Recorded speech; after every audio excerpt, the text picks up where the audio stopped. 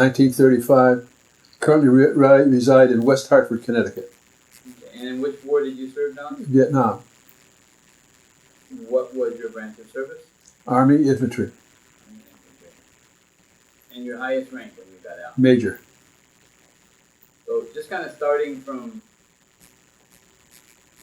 the beginning, just give me general locations that you served, and then we'll get back into details here in a little bit. So first, just tell me all the different locations you were. Well, initially assigned to Fort Benning, Georgia, and then went to Camp Walters, Texas, Fort Campbell, Kentucky, Fort Devens, Massachusetts,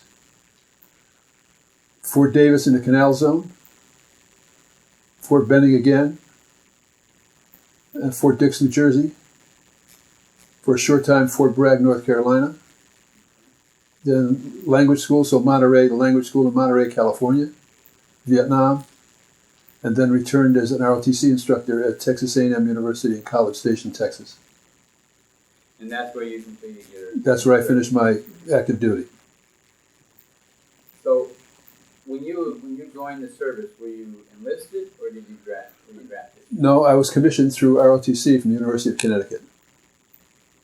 And where were you living at the time? I was living in Bloomfield, Connecticut. Do you recall the date? When I was... That you were commissioned? On or about June 7th, maybe 1957.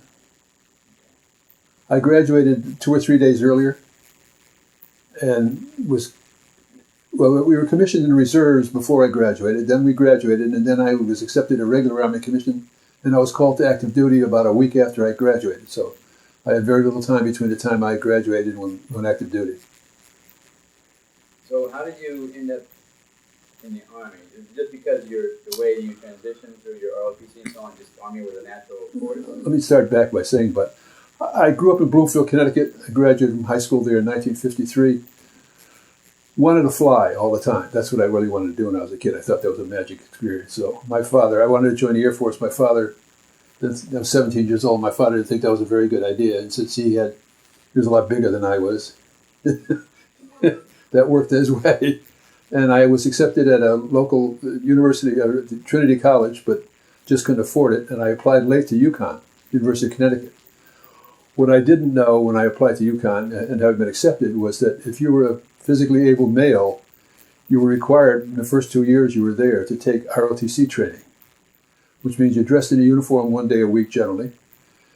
And there was basic training, basic military science and so forth, but you learned the manual of arms, you learned how to close order drill, and some other basic kinds of things. But it was mandatory for all male students who were physically able to do it. And I found that I enjoyed it. And so when the time for my junior year, I had an option. Do I want to apply for advanced ROTC? And being that I enjoyed it, I said yes, I would. Plus, they gave us $35 a month, which was then a lot of money, believe it or not. So I completed my junior year and then went to summer camp at Fort Devens, Massachusetts for 6 weeks between my junior and senior year. Get back to campus, finished my senior year, was designated a distinguished military graduate. So had the option of accepting a regular commission if it was offered. The Army in 1957 was declining in strength. It was being reduced in terms of strength. And if I had accepted a reserve commission, which most young men did, my options for service would have been likely just 6 months of active duty as an officer. And I still wanted to fly, and I knew that if I'd gone on active duty for 6 months, that was not an option. So the chance just to serve 3 years, which is the regular commission, which is my active duty obligation, I accepted a regular commission and was commissioned, as they say, that May or early June, and went on active duty immediately thereafter. Went to Fort Benning, which is to attend the Basic Infantry Officer Course, BIOC, which is basically basic training for newly commissioned second lieutenants of infantry. It was a 4-month or 5-month program. Completed that, and in early next year finished Airborne and Ranger School, again at Fort Benning. And while I was there, I got orders to flight school. So I was going to finally get a chance to fly. So I drove to Camp Walters, Texas, which is midway between San Antonio and Austin, and was doing well. My final check ride, I did something terribly stupid. My instructor pulled the throttle on me to stimulate a forced landing, and I decided to go into a cornfield, cross furrows downwind. And the ratings were acceptable, pass, and D. D was danger. If you got a D, you were gone. I got a D, and I was gone. So I didn't. Flight school was not going to be an option longer. I was assigned to the 101st Airborne Division as a platoon leader in D Company of 501st. Was there a very short while, and I learned that my father had been diagnosed with terminal cancer, living in Bloomfield, Connecticut. So I applied for a compassionate transfer to Fort Devens, Massachusetts, which is 100 miles away. That was approved. And I arrived there in October of 1958. My father lingered longer than the 3 months that they had prescribed. He died in June. But I remained as a platoon leader in D Company of the 60th Infantry for a short while, and then was transferred to the 4th Infantry as executive officer of Headquarters Company. In the fall of 1958, a group of us who had graduated from the Ranger School decided that we would attempt to improve the quality of training that was available to the 2nd Brigade Infantry soldiers there at Fort Devens. The training grounds were very limited, and we wanted to increase the emphasis on small unit skills. So we persuaded the brigade commander to let us do some Ranger training program. First, we wanted him to let us either parachute into northern New England or drop us by helicopter in northern New England. We would exfiltrate back to Fort Devens to start the program, but he wouldn't do that because he was afraid of hunting season and getting some second lieutenants and first lieutenants killed was not a good idea. But he did allow us to do that. And I was put as officer in charge of the mountain training, and another friend, Ed Jentz, was put in charge of the seaborne training.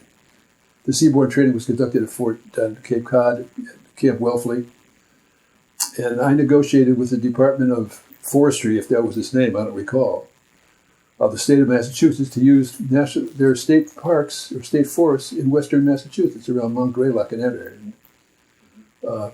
Which is to stop and think about it. I was the first lieutenant at the time negotiating with the State Department of the State of Massachusetts. Today it would be something more than a first lieutenant doing it. But anyway, we got permission to do it, and we ran a several-week program of training for the young men, which they truly appreciated. It was during the winter. It was much more rigorous than anything they'd experienced before at Fort Devens, and it was very well received. Shortly after that, in I think January of 1960, I received orders to the Canal Zone, to the Panama Canal Zone, to a newly formed unit that was being created there. And it was the 10th Infantry, a battle group of the 10th Infantry, and it was located at Fort Davis, which is on the Atlantic side of the Canal Zone. The thinking being, I think, and I wasn't privy to all of this, obviously, was they were concerned about unrest, political unrest in the Canal Zone that might disrupt operations of the canal. They'd had a military unit on the Pacific side, and they wanted to create one on the Atlantic side, which they did. I was initially assigned as a platoon leader in B Company of the 10th Infantry. Was there for something less than a year, or maybe perhaps a year, and was promoted to the Battle Group Assistant S3 Air, which was a great assignment because it gave me the opportunity to do a lot more things than just being a platoon leader. Planned for some air mobile operations, and was promoted to captain in December of 1960. December of 61. And early in 1962, was assigned to, along with another officer, to train in the Guardia Nacional, small units, infantry units of the Guardia Nacional, which is the police force, the National Guard of Panama. So we spent several months in Rio Hato, which is a training area on the Pacific coast, training units of the Guardia Nacional. I had some fluency in Spanish at the time, something more than my name and serial number. And so we were successful in doing some very basic kinds of training for the young Panamanian soldiers.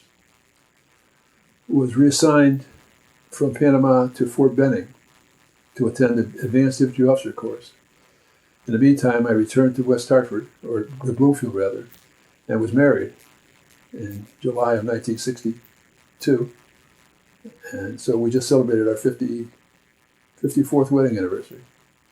And from as soon as we were married, we went to Fort Benning again. We were there for 9 months attending, or almost 10 months attending the the Advanced Infantry Officer course, and hoped to be assigned from there to the 82nd Airborne Division. That's what I requested. But the Army decided that they need to improve the quality of training for basic training centers throughout the country. And most of the time, most of the companies, basic training companies, were commanded by first lieutenants who were on active duty for 6 months, which didn't provide much leadership to the troops to go through. So I was assigned as a company commander at a basic training center at Fort Dix, New Jersey, and found it to be an alarming experience because the quality of training was just not very good. All that training was conducted by committees. Basically, all that training was conducted by committees. The company commander, me, and the NCOs in my unit were only responsible for physical training and certain other things. The rest of it was all committee training. And it just didn't work very well. Plus the fact that the troops were living in barracks that had been built in World War II. They were in terrible shape. They were supposedly maintained by civilian workforce at Fort Dix. But if you requested a work order to get something done, the lights were out and the plumbing wasn't working right, the stairs were falling down, you waited a hell of a long time for that to happen. So what I did is I just found 3 or 4 guys who were trainees who had skills in that area, and they became the company maintenance force. And they only went to required training, like train fire and that sort of thing. But for PT and all the other things, we could teach them ourselves in a lot less time than spending 8 hours a day doing what the other troops were doing. And the troops appreciated the work that at least the barracks were functioning, and the heat worked, which a lot of other places didn't work. I remained a company commander until a cycle and a half. In that second cycle, we went to train fire. Again, the training was conducted by post-training committees. Train fire was a new experience. It was intended to teach soldiers to aim fire in a combat environment rather than just at a bullseye and no distance, which the Army had used for years and years and years. I had shot train fire at Fort Benning, where one of their first ranges were established when I was attending the advanced course. So I had some familiarity with it. In fact, I think I fired expert.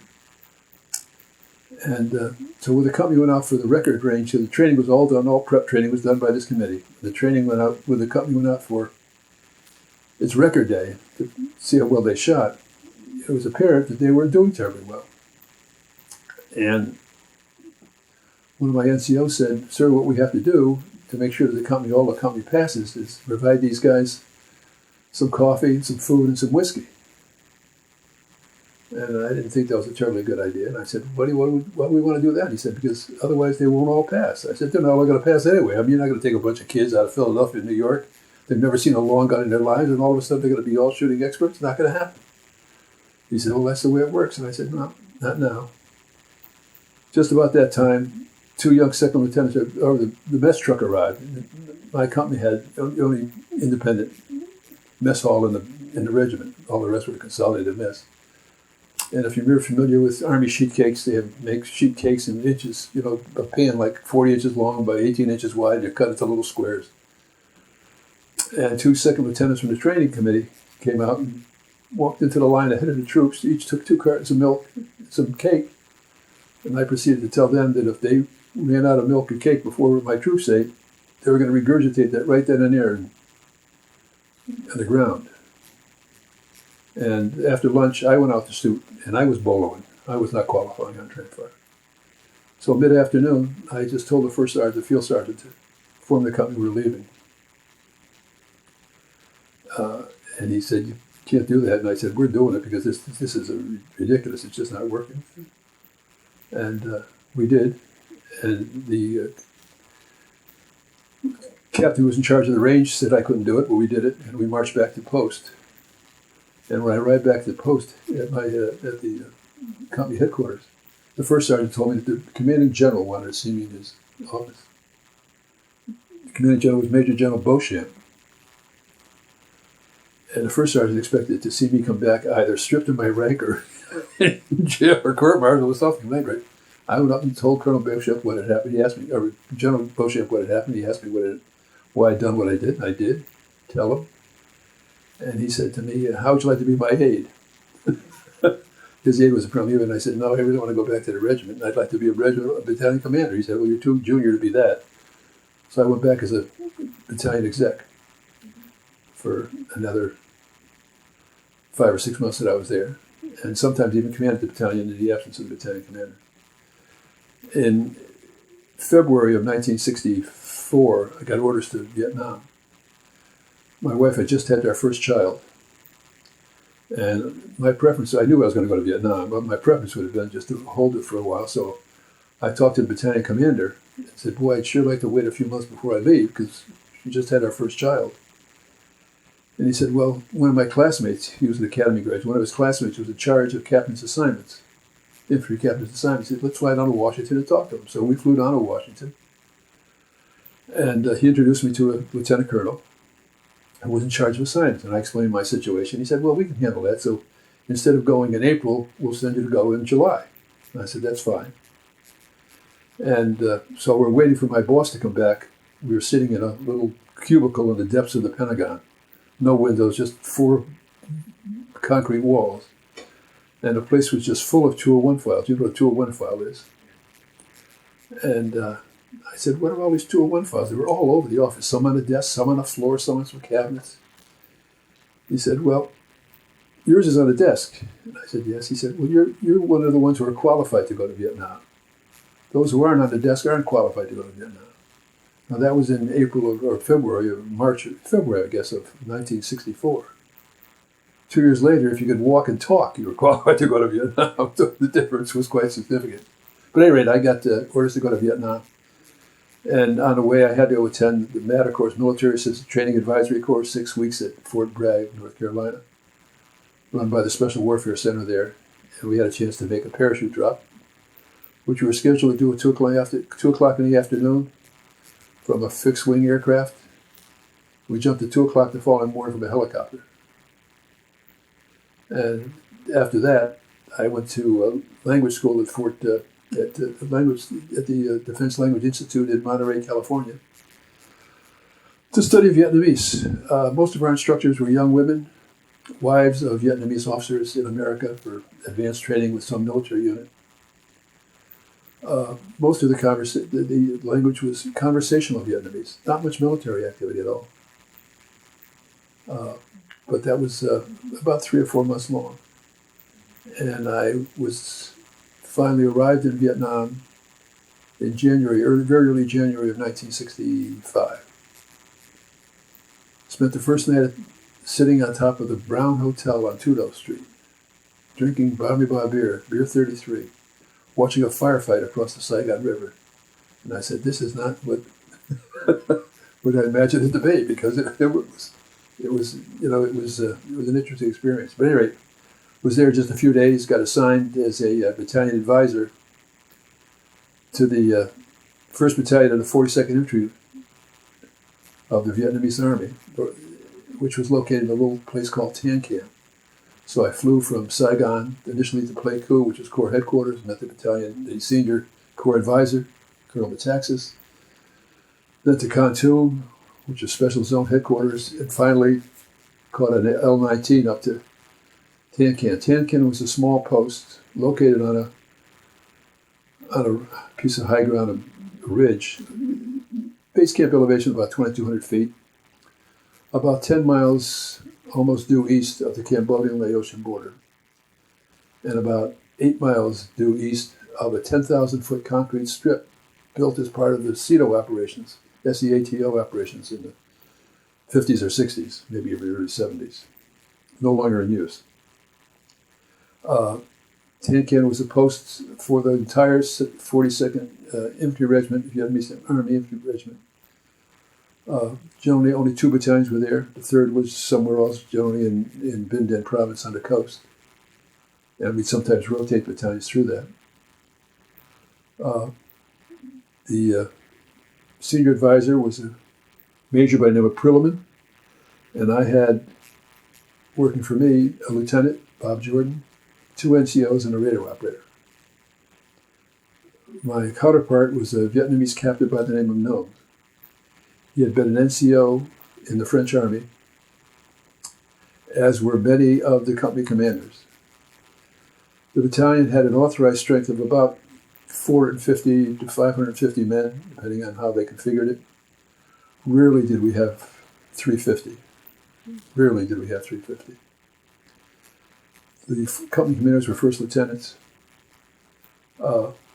And since I could speak a little bit of Vietnamese, just a little bit of Vietnamese, and my battalion commander, my counterpart, spoke no English at all, but he was fluent in French, and I could speak a little bit of French, so we could basically communicate, at least on the important parts. And I did have an interpreter when I needed one, or I had an interpreter when I didn't need one. That is to say, as soon as shots started firing, my interpreter managed to find something else to do. But our job was to advise the Vietnamese commander not to command a battalion. And we spent the first operation we went on, it was just 2 or 3 days long. We were on an operation east of Route 14, which was just a couple of miles from our base camp. And we were proceeding south in a column of cooking pots. That's how we traveled. Single file, a whole battalion. And I suggested that might not be the safest way to do it. We'd put out some flank security and that sort of thing. And that didn't elicit much reaction. It just continued to move in the column of cooking pots. But anyway, in this first operation, on the second or third day, we were moving on a ridgeline and off to our left front on a cleared field, because the Montagnards used to clear fields. Montagnards were the natives, the mountain people.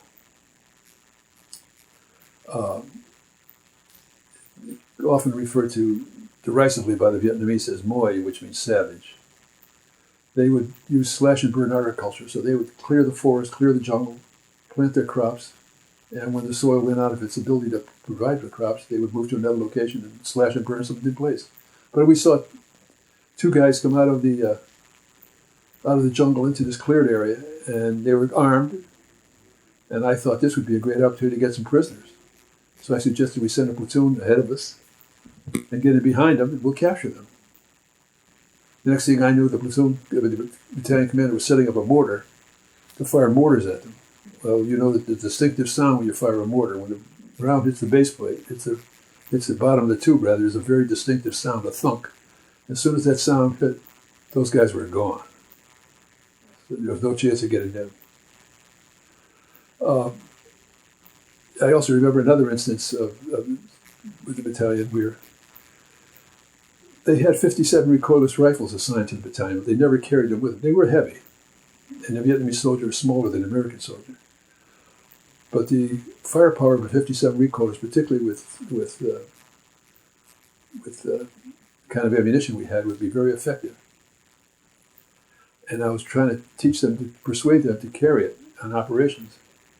And they expressed some doubt about how heavy it was and so forth, and whether it was effective, whether it would fire or not. So I managed to have them carry it out, and I started firing it one day. I was preparing to fire it one day. And I had it mounted on my shoulder, which is what you did, and I cleared everybody away from back of me. We loaded around, and I pulled the trigger, and nothing happened. Nothing happened. Well, it was a misfire. And the next thing I knew, that rifle was taken off my shoulders, and I was dragged away just as fast as I possibly could, and all the officers left in this weapon to be cleared by the troops, which is exactly the opposite of what the American Army does if you have a misfire. The officers clear the misfire, not the troops. So I clearly knew that this was not the training that I'd been used to. We went on several operations. Often we didn't see much in terms of action, but we saw considerable sniper fire. A lot of mines occasionally.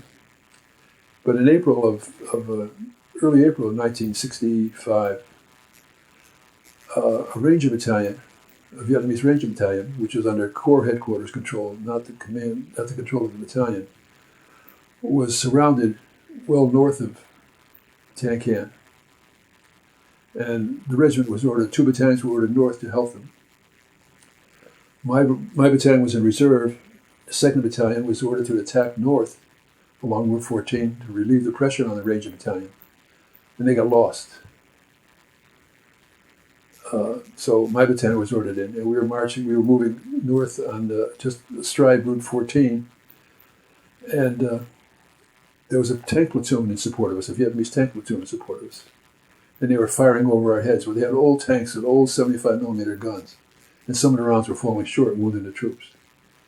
And then we got support of a U.S. Air Force B-47s, which were built to drop bombs, nuclear weapons on the Soviet Union. And they were dropping hardware for us in 1965. And I was talking to my boss on the radio, and I said, strike north of the purple smoke, because he was saying you're going to get an airstrike in support of your operations moving. And I said, well, I saw it pop some purple smoke, and I said, strike north of the purple smoke. And they dropped the bomb short. So we were taking casualties both from the tank fire and the bombs. And we finally did make it up to the Ranger Battalion. I could hear Mo Lynch, who was the battalion advisor. I could hear him on the radio. I could hear him yelling, but I couldn't get him on the radio. And just about that point, we got attacked, a flank attack on our right flank, and the battalion ran. And it took us until perhaps 3 or 4 the next morning to get them back under control. Even then, we didn't have half the battalion with us. We perhaps had 100 men or 150 men with us. The rest were God knows where. That was Easter Sunday morning, 1965. Easter Sunday morning. And I didn't know exactly where we were because we'd been moving all night long. And so I went up on a ridge line to see if I can get a shot of a couple of ridges and see if I could figure out on the map where we were. And as I came to the top of this ridge line,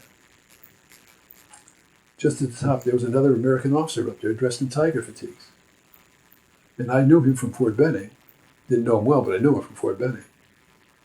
And we just said, hello, how you doing? What do you do? How's everything going? We just had, a inconsequential conversation for just a minute. And off we went back into the bush. And I went back to my battalion. Obviously, it was, some operations that nobody could talk about. Cross-border operations into Cambodia and Laos by special forces. But we got back to the battalion, to the regiment, and continued operations with some frequency, without any particular, nothing terribly notable. But we were,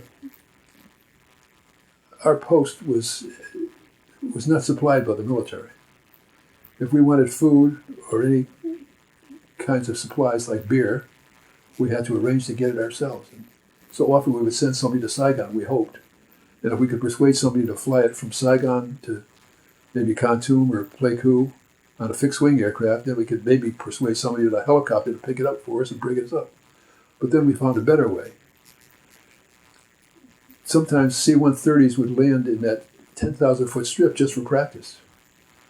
And we found that if we could persuade a C-130 pilot to fly to Okinawa for us, give him money, and persuade him to do it by giving him VC flags and some crossbows and that kind of things which we found from the mountain yards, they would be happy to do it for us. So there was your tax dollars at work. They would fly in beer and food from Okinawa on several occasions.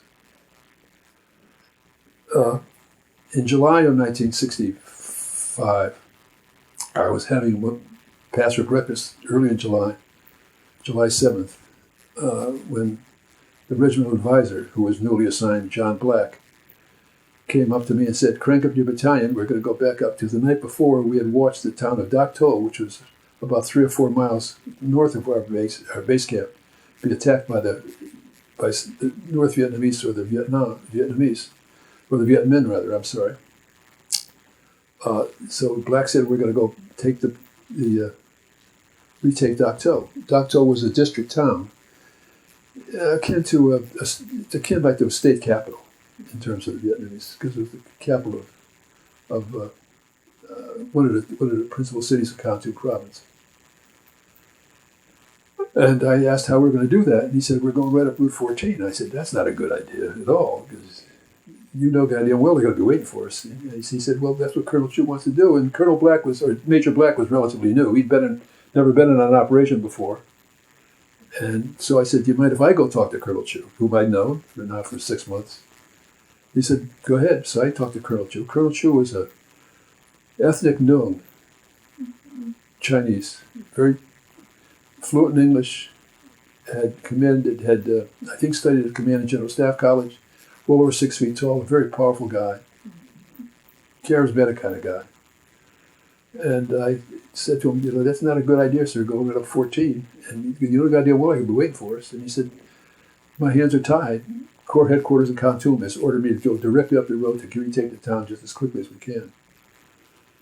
So I went back to my battalion, cracked them up, talked to our artillery NCO advisor, Sergeant Burnett, and had him lay down a couple of concentrations of 4.2 fire, 4.2 mortars, which we had, along the road so we could use them if we needed them. Unfortunately, the first one landed short as we were forming just north of town and wounded, not seriously, but did wound a couple of troops. And the regimental commanders outlawed, we're not going to use the artillery fire anymore, it's not accurate enough.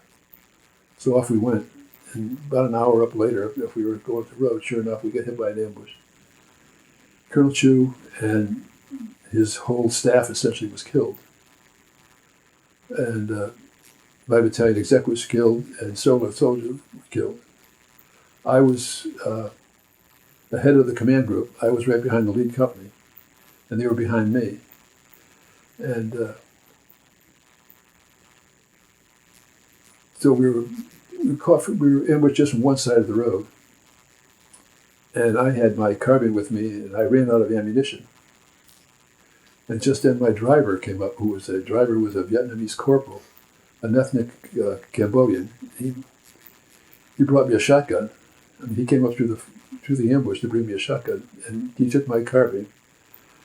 And at that point, I had dragged Black back to the side of the road. He had been shot pretty badly. I dragged John Black back to the side of the road, and the Vietnamese tank platoon that had preceded us up the road came roaring past us. And I tried to get them to stop so I could put Black on one of the tanks and get him out of there. And I finally did it by threatening to shoot one of the drivers whose bed was exposed. So I did throw John Black on the fender of one of those tanks, and he took off. And next thing I knew, I looked around and there were three of us: Sergeant Bob Jordan, Lieutenant Jordan, and Sergeant Barber. And we were the only three around. And we exfiltrated back to the cantonment area through the jungle. It took 2 or 3 hours, and we got back.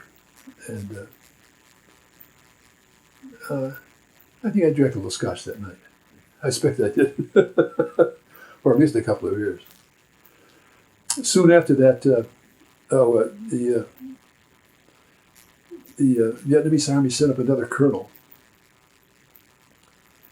to replace Colonel Chu on a temporary basis. And he had been in his Vietnamese Special Forces. He very dapper-looking colonel. He wore a black beret and he had a little goatee. And he decorated me again.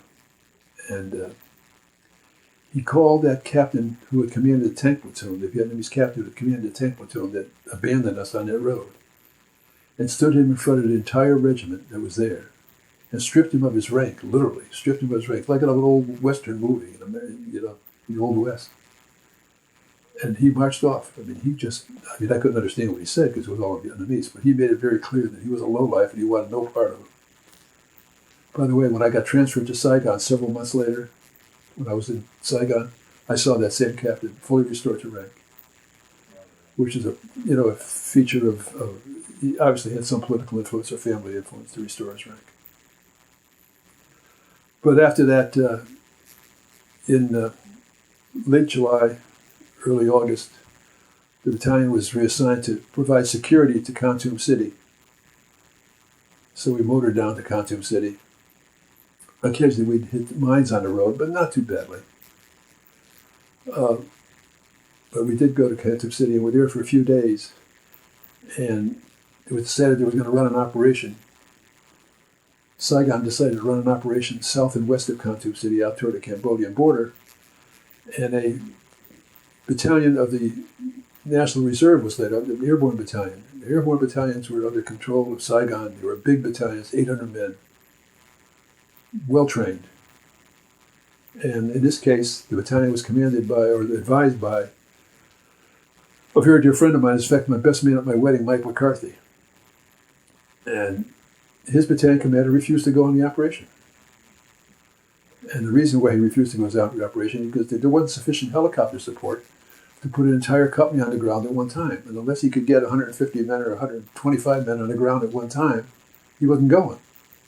So he didn't win. He didn't go. And the Corps commander said to me, "You go." To my lieutenant commander, so we went. And we thrashed around in the operating boonies for about 10 days, taking some sniper fire and so forth. But what I remember most about that operation is we were very close to the Cambodian border, southwest of Kontum, maybe 10 or 15 miles from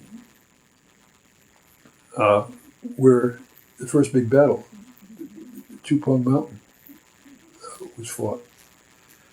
And we came out of the jungle across a huge open area that had been cleared by the moat yards. A big, big field. Perfect drop zone. And the battalion started to move across it, and I managed to halt them and suggested we move around to the flank of surround the sides of the thing, and the entire field was bunkered. The entire field had been bunkered in the jungle. The Vietmen knew that that was a potential landing site for American troops, and they had just, in advance of that determination, dug bunkers so that their troops could kill those troops, the American troops when they landed by parachute or came in by helicopter. They were a tenacious group, and they planned and worked assiduously. Shortly after that, I was reassigned, come back to Tan Camp, got reassigned initially as a duty officer in the Corps Operations, the G3 section. Be just a duty officer, answering the phones and so forth in the Corps Operations Center. Was there just a few days, and I got ordered to Saigon for 3 weeks to write a booklet for incoming new troops, give them some secrets and tips on how to be more effective in combat in Vietnam. And I did that in conjunction with 2 other infantry captains. And by the time that booklet was reworked by headquarters, it might have been illustrated by a graduate of Command and General Staff College, but it certainly wasn't appropriate to a GI coming in. We just wanted D's and Do's, and they wanted something much more than that. It didn't work that way. So I went back to play crew as the staff duty officer. And shortly after that, got reassigned by name to Saigon as a military historian and command in MACV headquarters, in the history branch. And I spent my 4 months there with responsibility for principally 3 things: U.S. operations, Vietnamese operations, U.S. Army operations, Vietnamese Army operations, and the deployment schedule for U.S. infantry units into Saigon. And stayed there until was reassigned. I'd hoped to be reassigned to the 82nd Airborne Division again. I kept trying for the 82nd, didn't make it again. Got orders to go to College Station, Texas as an ROTC instructor at Texas A&M University. So going back to the history, were you just writing documents? I was doing a lot of research and writing documents. I had access to everything in Saigon in MACV headquarters. I could read anything I wanted in MACV headquarters, except Studies in Operations Group, SOG, SOG, which is cross-border operations, which is a euphemism given to it. Studies in Operations Group, which is what that captain was doing that I met on that mountaintop in Cambodia. I could do anything. While I was there, I was very proud to learn that I was to receive the Silver Star for an ambush, and it was awarded to me by General Johnson, who was the Chief of Staff of the Army. He was on a visit to Saigon, and at a staff meeting, the senior commanders, there I was, General Johnson, Errol Johnson, gave me the Silver Star. Returned from Vietnam in January of 1966. Went home to West Hartford on leave. Drove to Texas A&M. Initially assigned to teach seniors in their second. And then second year, another captain and I, then a major, Ken Simmons, were assigned to teach juniors getting ready to go to summer camp. So we spent the full year teaching juniors getting ready to go to summer camp. And I think there were 15 platoons at summer camp, which was in Fort Sill, Kentucky.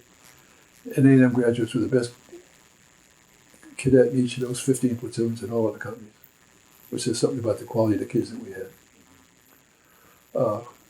I called, about that time I called the Pentagon, just to be curious in terms of what my next assignment would be. And they told me I'd been promoted to major at this point. I was promoted to major, I think, in August of '65. And they told me I was either going to Command and General Staff College or Vietnam again. And those were my next two assignments. They just hadn't decided on which order. And I made the mistake of coming home and telling my wife that. And the prospect of another tour in Vietnam was something she did not relish. We'd had our second child at that point. She was pregnant or our third. So I think it was incumbent upon me to protect my family that I resigned. And I left the Army in September of 1965. 67, rather. September 67. Just over 10 years of active duty. So what did you do after you resigned? What did you do for a career? How did you move forward from there? Well, when I decided to resign, I flew to Hartford and I said, I'd never looked for a job in my life. I mean, as a kid in high school or college, we all were doing things, but you didn't look for a job. You found jobs. And I talked to my cousin. He suggested I go see a guy who ran an employment agency. And I talked to him, and he suggested he arranged for me to interview with 3 companies, and I did. And I got 3 job offers, and one of which was a company called Heublein, Heublein, which was a provider of food and, more importantly, spirits products, Smirnoff vodka being the best known. And I joined as a gopher in what was then their corporate personnel department. And 5 years later, I was vice president of the division, and was there with Heublein 10 years. Resigned, become corporate vice president of human resources for a smaller manufacturing company in Torrington, Connecticut. And then for the last 20 years, had my own business, an executive search firm, retained fee executive search firm, finding senior managers for companies across the country. In the meantime, I got a master's degree from Trinity College and completed a law degree from the University of Connecticut. And that quit my working life.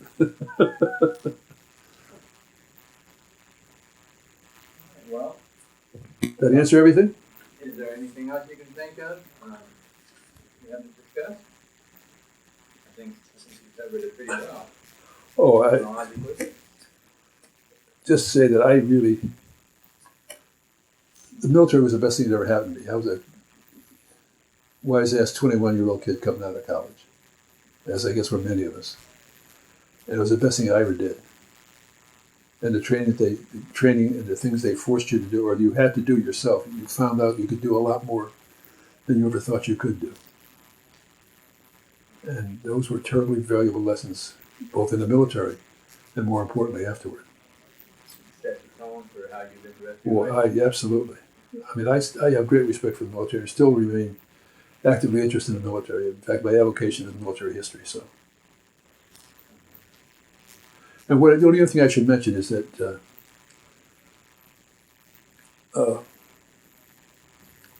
I grew up in an Irish Catholic family. Both my parents emigrated from Ireland, and when they were young people, they were in their 20s, but they immigrated in the 1920s. But they both could speak Gaelic as well as English. And there were 4 of us in our family, 4 children. And if my mother and father wanted to have a conversation, private conversation, they could speak Gaelic because none of us could understand what they were doing. So there was just an awful lot about their youth and their growing up before they became our parents that I had no idea about. So years after I got out of the Army, I decided that I would write a book for my kids. And I wrote a book, about 75,000 words, 250 pages. But essentially it's from my birth through my resignation from the Army. Just so they had some appreciation of what I did before they became part of my life. And I think they appreciate it. And I enjoy it. I enjoyed writing it. It's not a literary work by any means, but it's just a memoir. And I think they did appreciate it. Yeah, I think a lot of kids, a lot of children would love to have something like that from their parents, telling them a little bit of their history. Yeah. All right, well, Don, I want to thank you for your service, and I want to thank you for taking the time to come down here and talk to you. Well, thank you for doing it, Buck, and I appreciate all the work you're doing for the Veterans Project. Okay. Thank you.